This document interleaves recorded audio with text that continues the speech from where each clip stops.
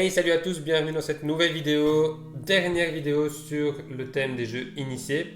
Aujourd'hui, on vous présente Sagrada. Petit rappel, le concours Not Alone qui est encore en cours et qui se termine aujourd'hui, ce soir. Donc, allez vite participer si vous ne l'avez pas encore fait. Donc, dans Sagrada, vous êtes au cœur de Barcelone, vous êtes un artiste en compétition avec les autres et vous allez devoir retravailler un vitrail de la Sagrada Familia.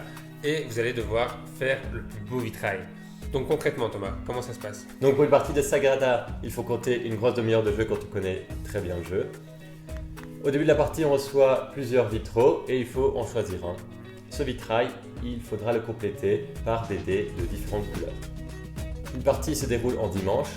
À chacune de ces manches, on va récolter 2 dés qu'il faudra donc venir placer sur notre vitrail. Mais attention, parce que la difficulté du jeu et ce qui rend le jeu intéressant, c'est les contraintes de placement.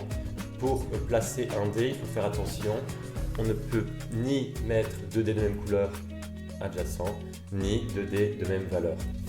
Donc ça va évidemment devenir de plus en plus difficile de placer des dés au fur et à mesure que le vitrail est complété. Mais ce qui est bien, c'est que c'est un petit peu à nous de doser cette difficulté, parce qu'au début de la partie, on a l'occasion de choisir la difficulté du vitrail, en sachant que bien sûr, plus on prend de risques, plus on aura de chance d'être récompensé dans les points à la fin. Pour venir aider dans la construction de nos vitraux, il y aura différents outils qui permettront par exemple en cours de partie de permuter des dés, de choisir directement la valeur du dé en la posant sur le vitrail. Voilà, ça vient un petit peu aider. De plus, il y a aussi différents objectifs. Alors il y a 2 types d'objectifs. Il y a ce qu'on appelle les missions publiques, donc qui sont pour tout le monde. Les missions publiques, ça va être des missions du style faire des rangées avec que des chiffres, des valeurs différentes, faire des lignes avec que des couleurs différentes, ou alors faire un maximum de 3 et de 4, ainsi de suite. On reçoit également une mission privée chacun au début de la partie. Une mission privée, en fait, on a une couleur imposée et à la fin de la partie, on met autant de points que la somme des dés de cette couleur. Et donc ce qui est bien, c'est que c'est fortement rejouable, donc il y a une grande rejouabilité, puisqu'il y a ces différentes missions qui apportent un plus. On a aussi les difficultés des vitraux qu'on prend au début de la partie. Il y a aussi les outils qui sont différents, qu'on peut utiliser des outils différents en fonction des différentes parties. Et donc on peut y jouer plusieurs fois sans s'en lasser du tout. Ouais, c'est ça qui est vraiment bien. Par contre, c'est le genre de jeu où on est vraiment focalisé sur son propre jeu, donc sur son propre vitrail ici, sans regarder vraiment ce que font les autres.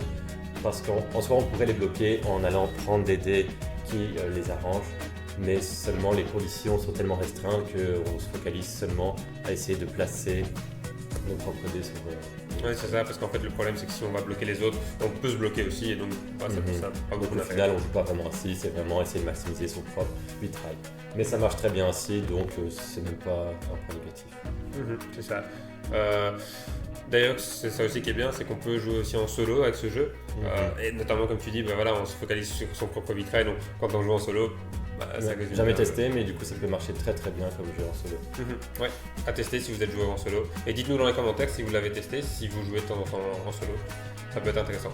Ouais. Un autre gros point positif, c'est que c'est un jeu très abordable. On l'a mis dans la catégorie jeu initié, mais c'est quand même à partir de 10 ans. On l'a testé plusieurs fois avec différents groupes et il marche très très bien. Si vous êtes impatient d'avoir le jeu, on vous met le lien Philibert dans la description pour acheter directement le jeu. Oui, si vous voulez l'offrir aussi, il peut être un très beau cadeau pour Noël. Voilà, toujours plaisir de l'avoir sur le sapin. Abonnez-vous également à notre chaîne si ce n'est pas déjà fait pour pouvoir participer au prochain concours, pour pouvoir suivre tout notre calendrier de l'avant. Oui, likez la vidéo si elle vous a plu. Donc on vous dit déjà à demain pour une nouvelle vidéo, une nouvelle semaine. Oui, commencez la semaine des jeux à 2. Salut à tous, Salut. à demain.